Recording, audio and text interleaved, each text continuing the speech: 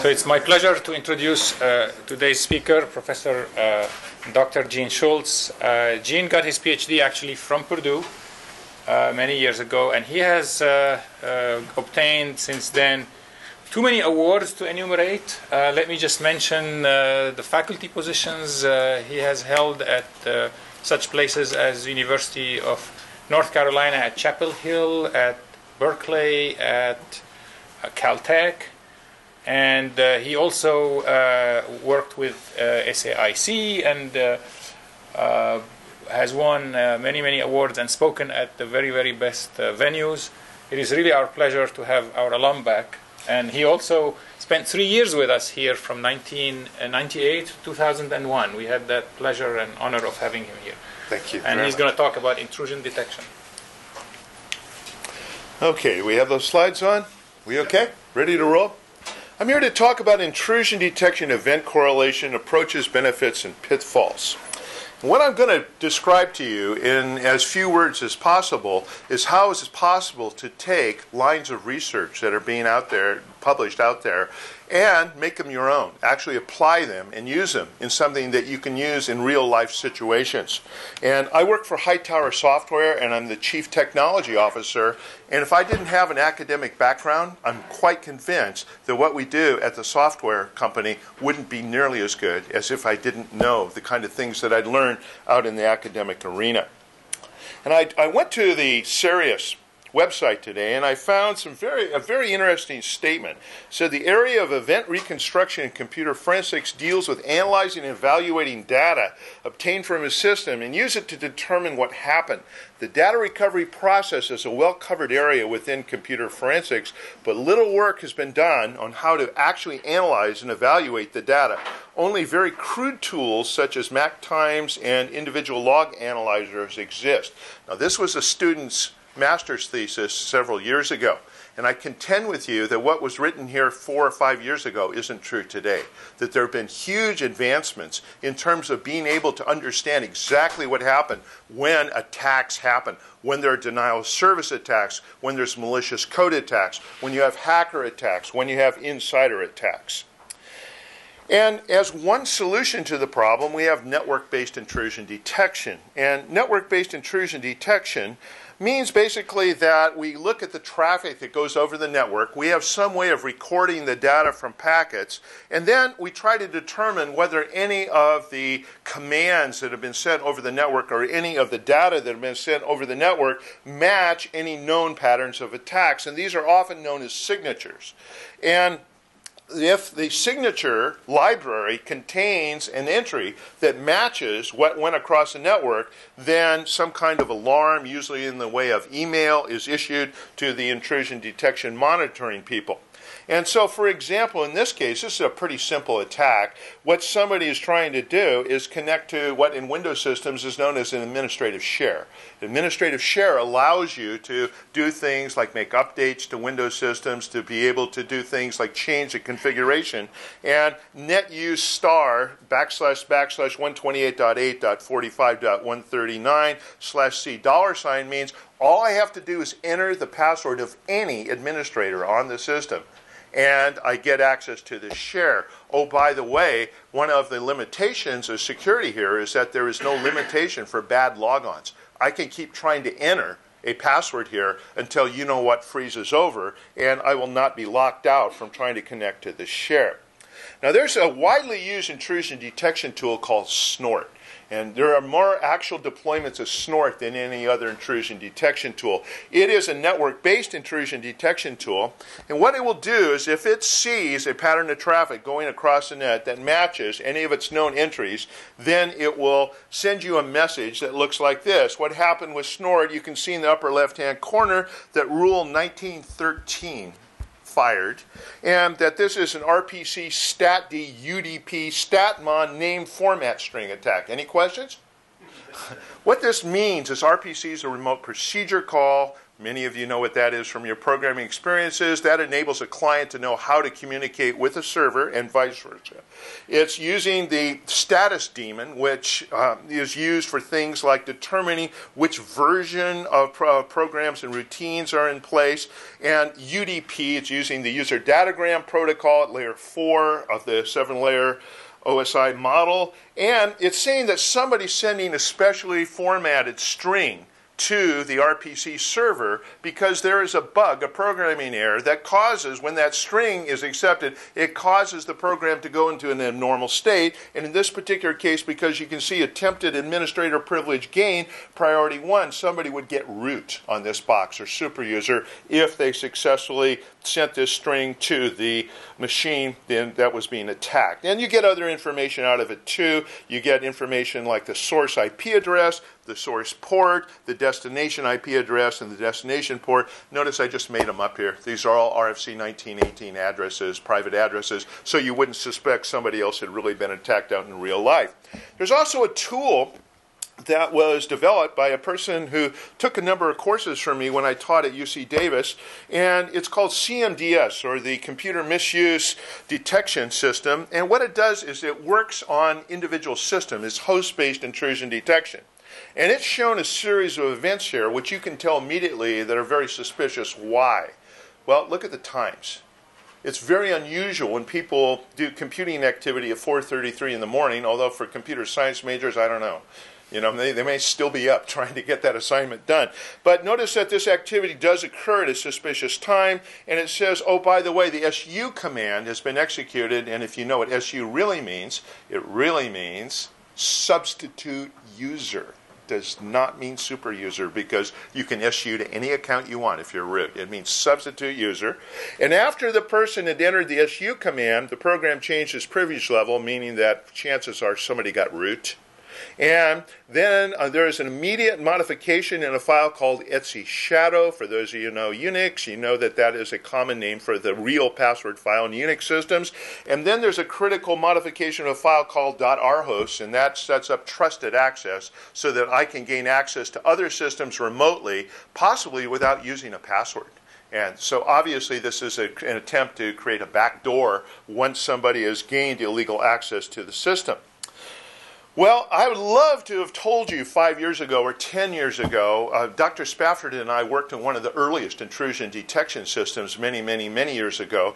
But I would love to tell you that intrusion detection systems will solve a lot of your problems. But I have learned that they are not sufficient. They're good, but they're not enough to be able to tell you everything you need to know. And for one thing, where you place an intrusion detection system will determine how efficient it is. If you have network-based intrusion detection, but you don't place it in certain subnets, it's not going to be able to place and pick up the data for that particular section of your network. And if you have other devices too, they actually record a lot of data that people often don't really even look at or analyze. Certainly intrusion detection systems might miss this other output. If you know anything about tools like the name of FragRoot and things like this, they're designed to trick intrusion detection systems into missing detecting certain output that goes over the network. But firewalls and routers will pick up this kind of traffic even though you've tried to fool the intrusion detection systems. And it is true that intrusion detection systems today are better than they ever were before, but they really are still subject to certain limitations. Number one, something called a correct detection rate or a hit rate. And what a hit rate means is that when an attack really happens, what percentage of the time does the intrusion detection tool report that attack? And perhaps even worse, unacceptably high false alarm rates. And if you look at the false alarm rates of today's tool, that means that the tool said that there was an incident, but there was no incident. And this is costly in terms of frustration to technical staff. This is costly in terms of investigations that get initiated that don't have to be initiated in the first place. And false alarm rates are just plain everyday annoying. So if you look at the efficiency of an intrusion detection system, the intrusion detection system can either have the output that said an attack occurred or that no attack occurred. If an attack occurred and the output said, yes, the attack occurred, then you have a correct detection. But if an attack occurred and your intrusion detection system missed it, then you have what's called a miss. And if the attack did not occur, but your intrusion detection system flagged the attack, you have a false alarm. If you have an attack that did not occur, but the intrusion detection system did not report anything, then you have a correct rejection. And then, now the tricky part is how to actually calculate how good the intrusion detection system is. And some of you have an engineering background and you're very familiar with something called signal detection theory. And signal detection theory will come up with a distribution of all points in which some event has occurred in which there has been signal plus noise versus the distribution of events where noise alone has occurred, and the separation of the means of these two Gaussian distributions would signify how good intrusion detection is. So if signal plus noise was approximately the same as noise, you would have an intrusion detection system that was almost worthless. But the further apart the two distributions become, the better the intrusion detection system. Lately in computer science, the favored method of determining the efficiency of an intrusion detection system is Bayesian intrusion detection rate. And for those of you who know something about Bayes' theorem, which is probably just about every one of you, you know he was a theologian that did great math in England. And Bayesian inference really just tells you what the probability of one event given that another event has occurred. And in fact, the formula is the probability of A given B equals the probability of B given A times the probability of A, all that divided by this denominator term, the probability of B given A times the probability of A plus the probability of B given not A times the probability of not A.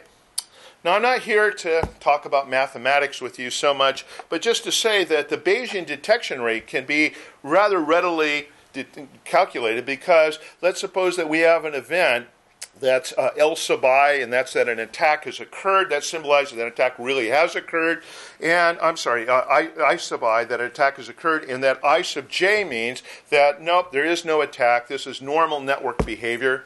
A sub I means an alarm has occurred, and A sub j means no alarm whatsoever has occurred. You could calculate the Bayesian detection rate by using the formula here. I won't read it to you because it would be a little bit monotonous, but the intrusion detection, the Bayesian detection rates, are regularly calculated for the major kinds of intrusion detection tools out there. And if you'd like to have the bad news, there are very few tools that get Bayesian detection rates of about 0.80. 0.80 is kind of the upper limit for calculated Bayesian detection rates. Some of the worst tools get Bayesian detection rates of about 0.47. That's, for instance, SRI's Emerald tool scores about 0.47. If you use Snort and you don't tune it and get some of the old-fashioned signatures out of its signature library, you'll end up with a lower rate along that way. And most commercial tools score somewhere between about 0.60 and 0.80, and a lot of tools that aren't really used much commercially score lower than that because they haven't been as thoroughly tested. And the point I'm trying to make is that intrusion detection is good. I'd rather have an intrusion detection Bayesian detection rate of 0.80 than not have anything at all. I'd rather have 0.70 than not anything at all. But there are other pieces of information about attacks that can be very worthwhile. And for instance, your router is going to have logs, chances are, that will give you valuable pieces of information. Your firewall. Actually, if you ever take a SANS course, they will tell you that the most single valuable source of information about attacks on the network is your firewalls. So why don't people look at their firewall data? Because they're not crazy, right? Anybody ever looked at firewall data and will admit it? Oh my goodness, okay. There's special therapy available for people like you. And I mean, how did you do it? I mean, how long did you do it, I should say? Long enough to get a paper published. Okay. Okay, and then there's also, of course, your network and your host-based intrusion detection systems.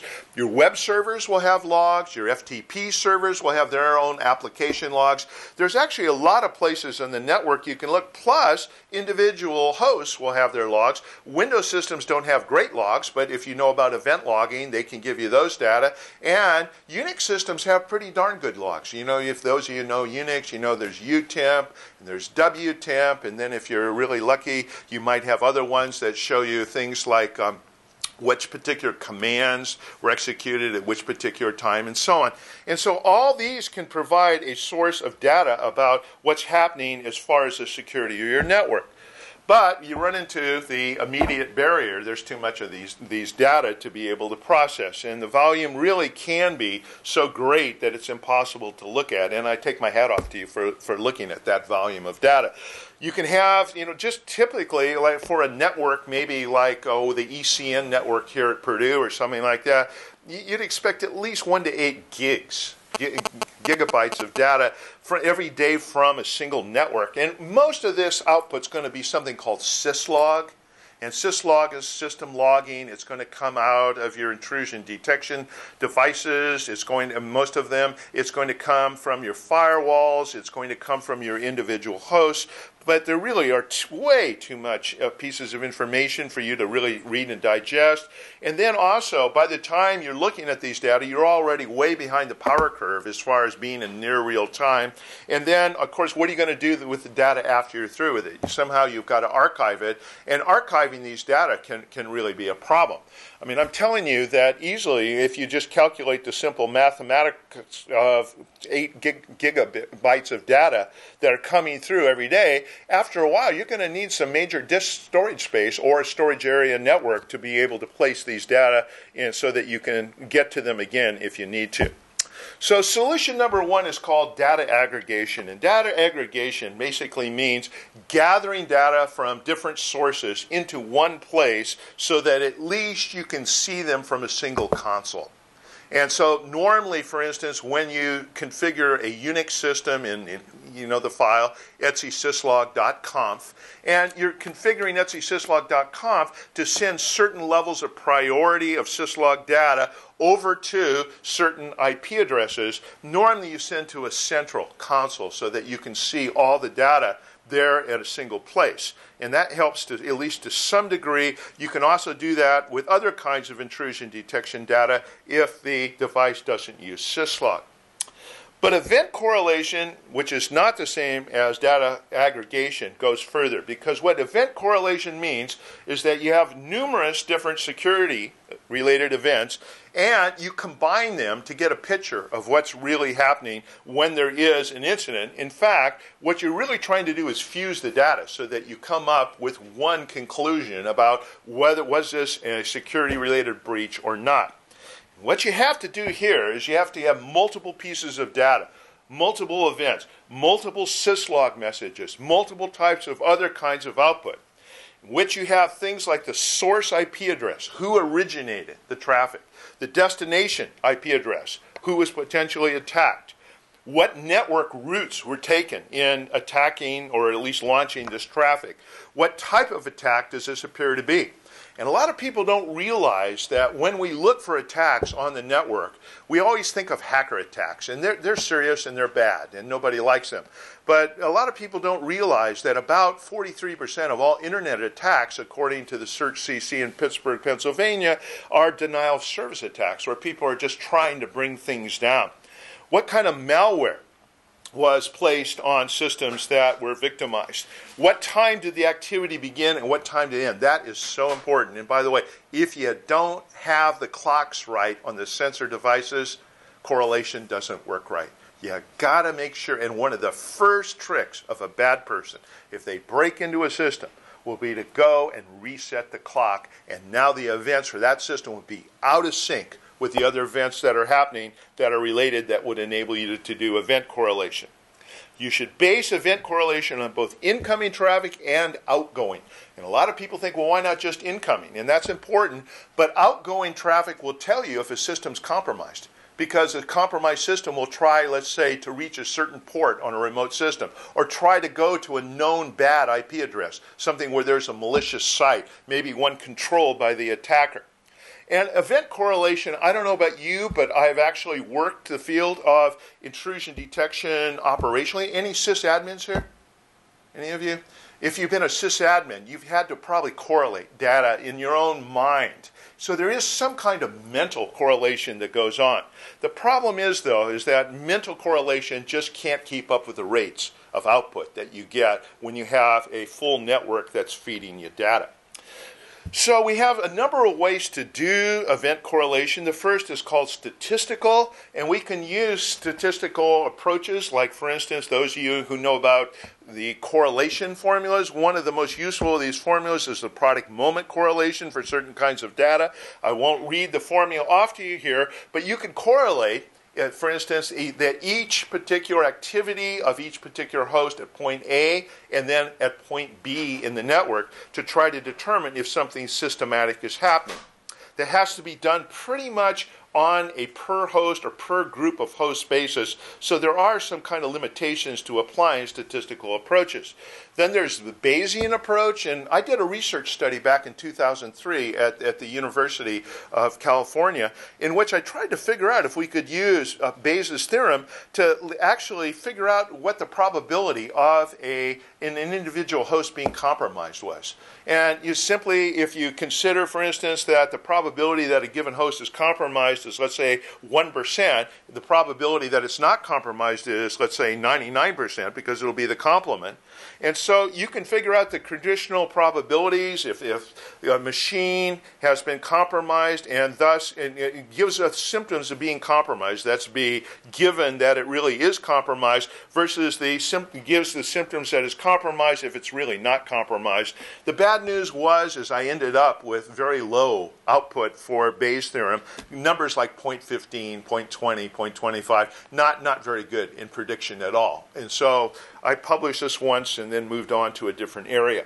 But there are two really widely used approaches to event correlation now. The first one's called alert fusion. And what happens here is you take the various features that are involved in the various kinds of events that have happened and the information you have, weight each of the features according to how important it is, and coming up with a conclusion that you do have a single event that was generated by some malicious code or some malicious person, and based on how close the observed values meet your expected values, then you can determine whether or not you just tell the monitor, the person who's monitoring your network, that there is one incident here. Yeah, it looks like 7 or 8 different events, but it's really one big related incident. And Valdez and Skinner at SRI International out in Palo Alto have done a lot of work on that. Also, there's other work that's used more statistical approaches like correlation and aggregated relationships between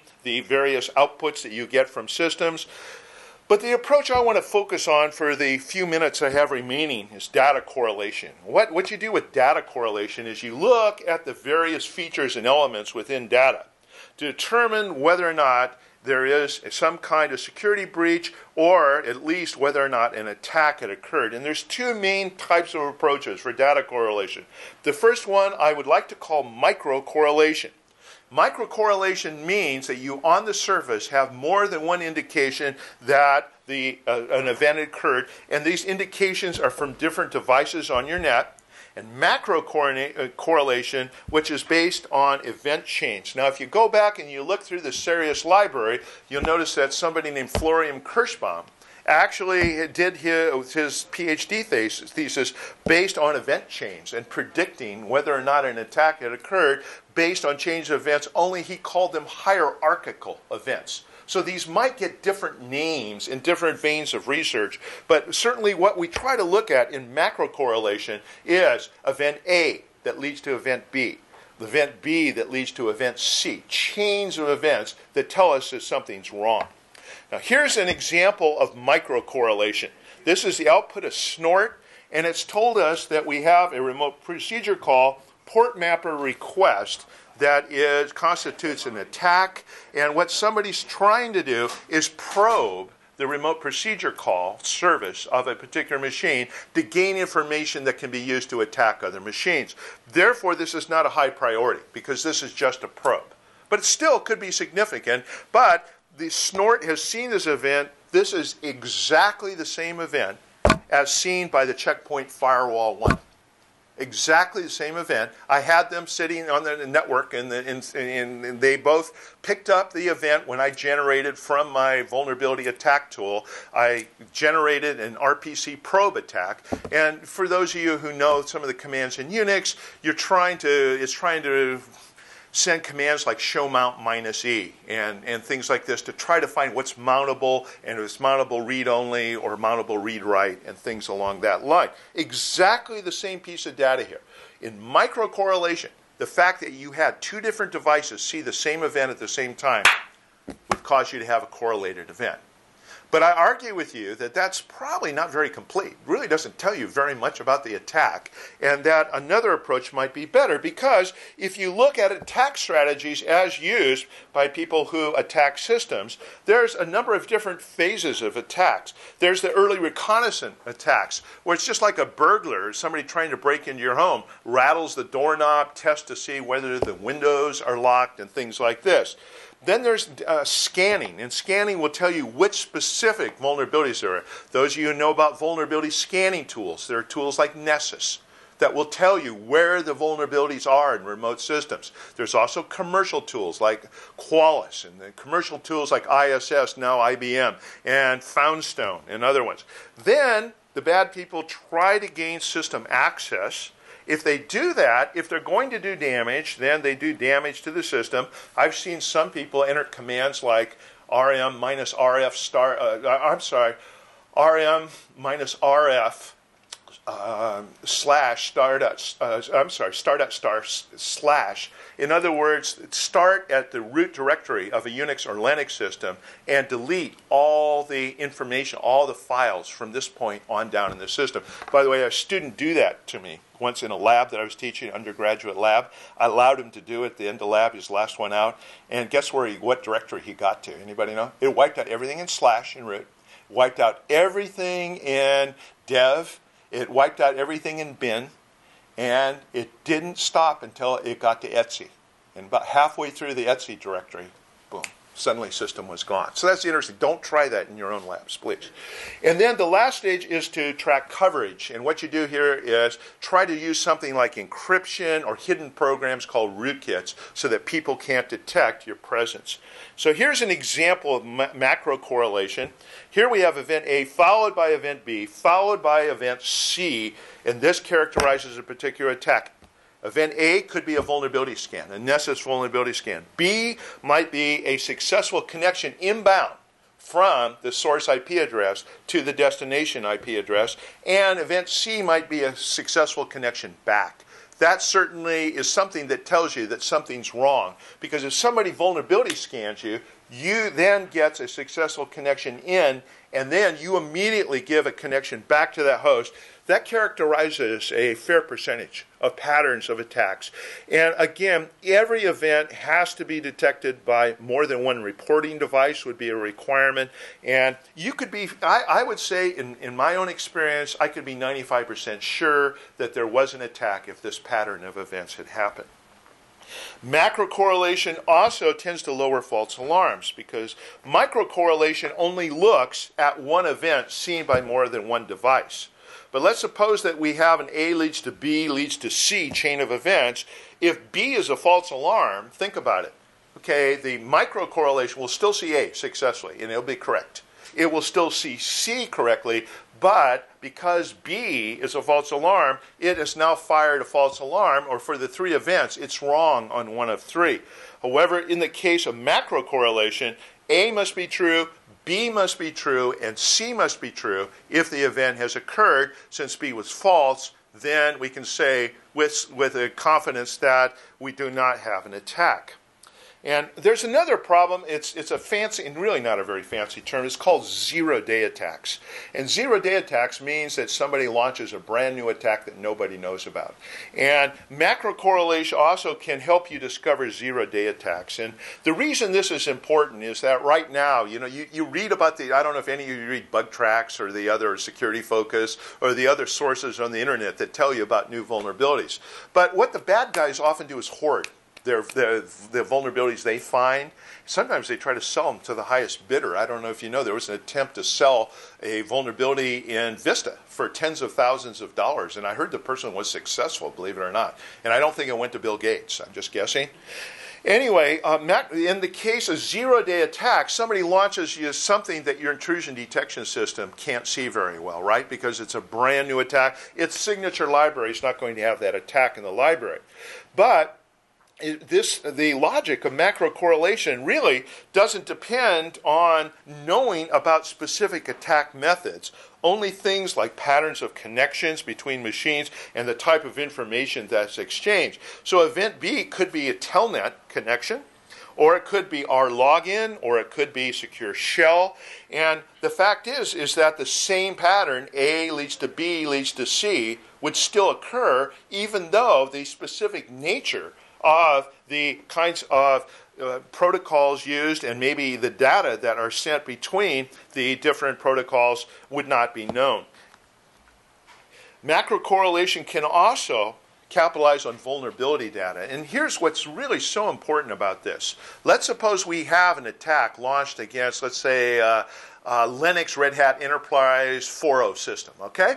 So somebody's trying to attack, and there have been lots of bugs in GNOME and other programs within Linux, and so somebody has an attack, and they send that attack at that machine, but that machine's been patched.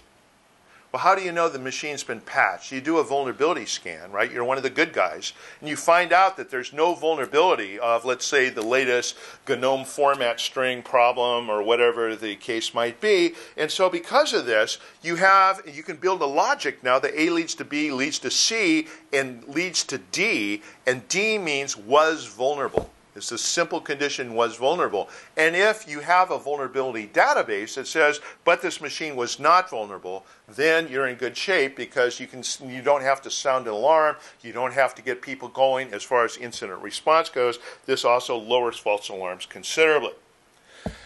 Well, I do automated data correlation for a living. That's my livelihood right now. And I'm telling you, if you want to do it, you have to consider four things. The first one is data transport. The second, you have to get the data to where they need to go. You need to normalize the data. That is, you have to parse the data so that you can understand what's what. Oh, this is an IP address. Oh, this is the name of the protocol. Oh, this is the name of the time that this event happened. And then you have to also reduce the data because there's way too much data coming in for you to be able to process it all. So somehow you've got to weed out the irrelevant data quickly, and you have to also do rule-based analysis of the data to find out what constitutes an attack, possibly a security breach. Now, I don't have time to get into this, but this is a model that was developed at the University of California at Santa Barbara by some students of Dick Kemmer, Professor Kemmer, and also this is out of the event correlation research that they were doing. And what they're saying is that you have to do things like normalization, pre-processing to filter out bad kind of data. You have to fuse alerts so that you don't send a separate alert for related events. each related event. You have to verify that the alert is indeed a valid alert. You have to do thread reconstruction to determine whether or not you really have a series of events or whether you have one event, and so on down the line. I took this model, as well as a number of different things that have been done in event correlation, and built this. This is the basic model behind the appliance that my company sells. And I'm not here to get you to buy it or anything, although if a couple of you wanted to work for us, we'd just love to have you. Oh, by the way, we're 3 miles from Laguna Beach in Southern California. When I left yesterday, it was 85 degrees. When I came to Chicago and landed, I don't think it was above the teens. And I'm from Chicago originally, so I'm used to it. But I'm spoiled from living out there on the West Coast. But anyway, there's some weirdnesses, and no, they don't know what basketball is out there, so there's some downsides too. You know, those of you who are real Hoosiers know that you can tell when a new child's born because basketball hoop goes up over the garage. Anyway, the Hightower, you think I'm kidding, don't you? The Hightower model, what I have tried to do in this model is, on the basis of not only Kemmer's research but others, come up with what I consider to be essential elements that you would need for event correlation. So notice that we need message collection from different data sources. When we get the data, we have to normalize the data and tag them so that we know what each individual piece of data is in case we have to do queries for that data at some later time. After we have normalized and tagged them, we have to parse the data. And some of you have learned through compiler theory about Lex and Yak and all that other stuff. And that's the same kind of thing we have to do here, only on a much lower level. And then we feed this to our rules engine, and then this goes written to a database system that manages a relational database. We also write to a flat database, and we have a user interface that interfaces with this. And there's some other components here that are lesser components, like the actual message generators, in case there is a successful attack. But constructing this model, which really works in real life because we QA test this product. We send attacks, just a huge number of attacks against this tool day and night. And our criterion is that it has 100% hit rate or correct rejection rate and a 0% false alarm rate. And we don't quit tinkering with this tool until we get results along that line. And human factors considerations are also hugely important because it's great to know you get a message that tells you that there's a security breach, or you get a cell phone call that, somebody, let's say, text messages you or something. But it's also important to be able to do things like have a topological display where you can actually see where the event happened. And if you click on a particular device or a particular network to get detailed information, if you look at the lower left-hand corner, you might want to see something like memory utilization too. Because actually, in a real-time event correlation device, memory utilization turns out to be a major issue, as I will tell you really quickly. The major challenges are parsing outputs because they use so many different outlets. Those of you who know about syslog knows that there are literally thousands of syslog formats out there. And unfortunately, when a vendor, like let's say Sun, comes out with a new release operating system, often they change a few things in the syslog format. The salvation for vendors will be syslog NG, but syslog NG is by no means, that's the next generation of syslog. It's not universally accepted. You have to, for data analysis, one of the huge challenges is find out what really is worth analyzing, what isn't, what kind of data are you going to store in each database that you have. When you have a piece of a rule, logic, condition fulfilled, you open something we call a thread. Those of you who've had operating systems know what threads are there. These are application threads.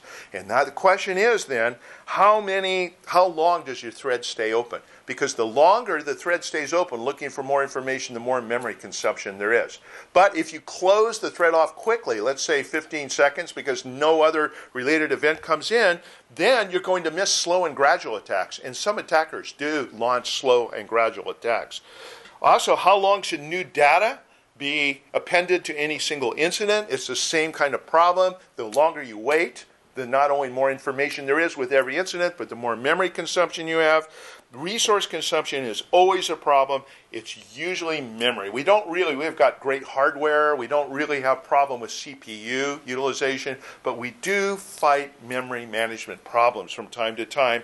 And also, do you want to put an intrusion detection server on the machine that's actually doing the event correlation, and I say, heck no. Heck no. Leave those cycles for something else. Let some other device process the intrusion detection data and send it to you. Don't reinvent the wheel on your event correlator machine. You have to worry about integrating vulnerability scans, especially if you have more than one vulnerability scanner. And also the question is, how can you really create great macro correlation rules? It's not easy. It sometimes takes a long time. Some of the rules that I have thought of have taken a month or two to actually refine to the point where I think they're finally usable in the product. And if the quality assurance people test it and it doesn't reveal the results we want, then I have to go back to the drawing board. So in conclusion, we used to just talk about intrusion detection.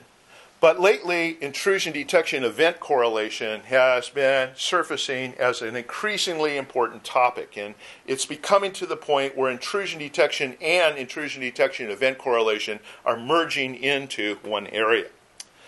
I can say that it's really important to understand that event correlation requires more than just intrusion detection system data. You need to get data from routers, from switches. You need to get data from firewalls. You need to get data from individual hosts. You need to get data from things like web servers and FTP servers if you want really good correlation. I will say also that the quality of rules that you have makes a huge difference. I've looked at some freeware products and things like this and looked at the quality of their rules, and I'm confident that they would not achieve the kinds of benchmark scores that a system that has much more sophisticated rules would be able to produce. And let me just say that if you're looking for what might happen in the future, I think number one, all of security is moving up to layer 7 of the OSI model. All of security there. We need to understand what happens at the application layer better. Event correlation is no exception. If we don't really understand what's happening there, a lot of times people can masquerade their activity at lower layers, like layer 2 and 3. And I know some of you are Unix people and you just want 4 layers, and that's fine. But we have to deal with 7 layers if we deal with the totality of operating systems out there, because some operating systems have, I won't say which, have superfluous layers. And then also, you need more sophisticated alert fusion. And that is a problem because if you don't want to be annoyed by alert after alert after alert if there's only really one set of related attacks going on. And I don't think the models we have for alert fusion are nearly good enough. And that's something that I, as a CTO of this company, are working on very hard. And then also, I think that one of the futures of this whole area is high-speed data mining. Because, we do as much as we can in near real time, but the fact is there's enough slow and gradual attacks out there to where we're going to miss some stuff that if we now also did data mining, we could probably pick these attacks up. Let me tell you that the worst attack I saw at UC Berkeley happened about 3 years ago, and we did not discover this attack for about 2.5 months after it happened. And the only reason we discovered this attack was we were able to go back to our archive of data, and we were able to use the fgrep command and use it. So we piped one fgrep to another and found combination of events that told us, yeah, somebody broke in. And sure enough, it was actually a whole gang of attackers who had broken in from Brazil. They called themselves the boys from Brazil. And also, the one last point I would try to make is that advances in event correlation really do show that there is a symbiosis between the kind of basic research that's being done and published in journals out there, and also the applied research that is being done by companies like myself. And that's a good thing to realize, because it means that if you do end up out in industry and you are charged with a creative function as far as being a computer scientist, that there is some help in underlying concepts out there in some of the basic research that has occurred. Thanks much for your attention.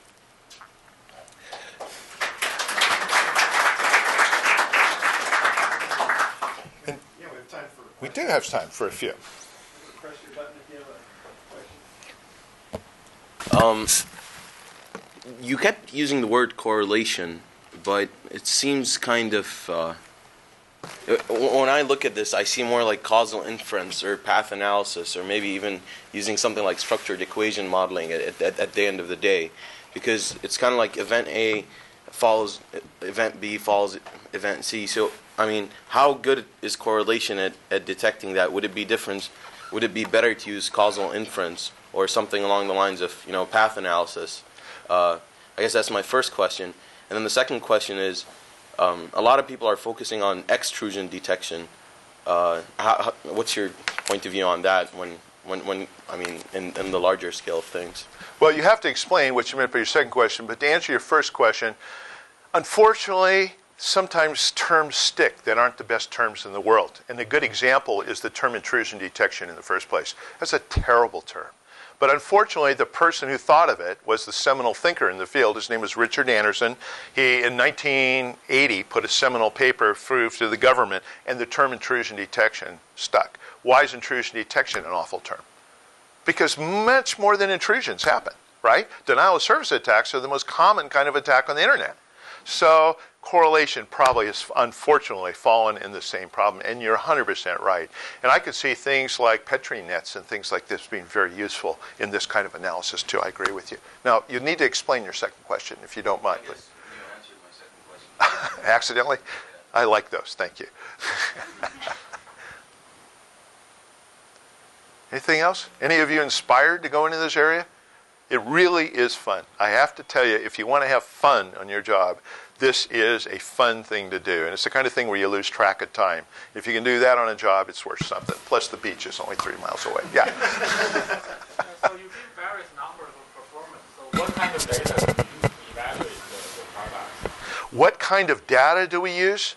Where do you get the data? Well, usually from Bayesian detection models. I mean the network data that you use to test the different. Okay, so what you really have is I'm going to speak a little bit. Well, I'm going to speak mathematically. What you functionally have is nominal data, right? You have either 1, we had an alert, or 0, no, we didn't have an alert, right? I mean whether you generate your own traffic or do you collect traffic out in the wild? Okay, how do we test it? We go and get a tool like their Encore Technologies has a tool that just launches its own set of attacks, and it knows what to do if it roots the system and where to go from there, and we let a tool like that go. We also have a tool called the Port Replicator, which launches enough of attack to trigger intrusion detection systems and firewalls without going through the attack all the way. We use a variety of tools. We also use black box testing. But in order to do the Bayesian evaluation correctly, you need to know what percentage of the data of the traffic are actually attacked. That's right. But how do you know that in real life? Because we launch discrete series of attacks. Okay, let's launch 20 attacks. They will be this one, this one, this one, this one, this one, this one, this one. Then we see what the event correlator picked up. Okay? And see what it didn't pick up, and then on that basis can calculate correct detection rates and false alarm rates. Another way, so how many rules do you have in your How many what? rules, number of rules? How many rules? Well, we use very, very detailed high-level rules, and we have about 75 of them. Yeah. Yeah. About 75 seems to do the trick for what we need to do, but we're always evolving new rules. I'm working on a new set right now, as a matter of fact, so we'll probably be, by our next release, up to about 80. But our most critical rules came in about our first 2 dozen. By our first 2 dozen, I think we captured the set of things that would pick up most incidents. And by the way, sometimes it's really interesting how this thing works. I never thought I'd be getting into anything like this before I did it. But one of the most interesting things is sometimes, let's say, rule number 3 will fire, but for the same incident, rule 17 and 60 will fire. And we think that's okay. Because more than one rule's logic was fulfilled, it's probably better that you have all those rules fire than you'd had no rules fire. But there are some kinds of incidents that will trigger more than one rule's logic, and sometimes it's a little confusing to the novice monitor. Anything else? Yeah. Is anomaly-based intrusion detection still as impractical as when I last checked? Is anomaly-based. Well, first of all, let me explain what anomaly-based intrusion detection is, just in case somebody's not heard the term. You build up certain profiles. You can build up certain profiles of your behavior. Like I get to work early. I'm usually work by 7 in the morning, believe it or not. I know it sounds awful. And I usually leave work by about 6 o'clock at night. So we can build up a profile, my usage pattern, such that if there's activity on my account at 2:45 in the morning, that would be so far out in terms of standard deviation, statistical standard deviation, that we would fire a report. Yes, profile or anomaly-based intrusion detection has its problems. It's used heavily still by the CIA and the FBI and in a few other very sensitive contexts. But in general, the problem is too many false alarms. We just get too many false alarms, and nobody seems to know how to lower those false alarms down to a lower. I did a project for an unnamed agency of the government after I left Purdue in 2001, in which they were trying to get a behavioral analysis going. And when we benchmarked the tool, same problem. False alarm rate of 9%. That's unacceptably high. You cannot have false alarms around that rate. So as far as building profiles of user behavior and then seeing, and also of network behavior, and network behavior profiling is a little more efficient, because if you, let's say we have so many gigabits of traffic that go over this network segment, but now it jumps up to 5 times that, well, probably you need to know about that. And that's been more successful in determining things like distributed denial of service attacks. So as far as the anomaly-based approach, if you do network profiling, it works better than for individual humans. Okay?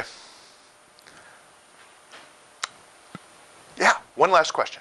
Have you had any issues with the software not being able to detect a distributed attack from multiple hosts because of the high-level rules that it's looking at?